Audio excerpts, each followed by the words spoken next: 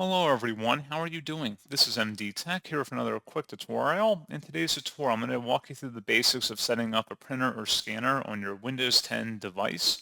So whether it's a laptop, tablet, or desktop computer, in today's tutorial I'm going to show you guys how to initiate that process. And without further ado, let's go ahead and jump right into it. So all you have to do is open up the Start menu, and you want to type in Settings. Best result, you come back with Settings. Go ahead and open that up. And then you want to select the Devices tile.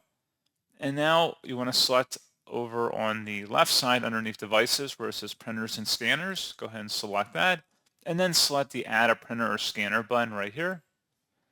And then at this point, you can go ahead and try and connect your printer to your Wi-Fi settings. If you've already inputted them, it should appear in this list automatically.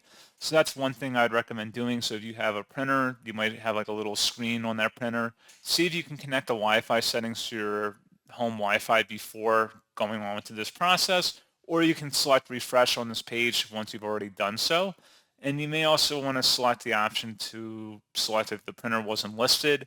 You can then manually go ahead and add the printer to your device. And you can also go onto the printer manufacturer's website and see if there are any drivers and related software available for download. And that should have the built-in capabilities of locating your printer on the network. So pretty straightforward process on that, guys. And as always, thank you for watching. I do hope that I was able to help you out, and I do look forward to catching you all in the next tutorial. Goodbye.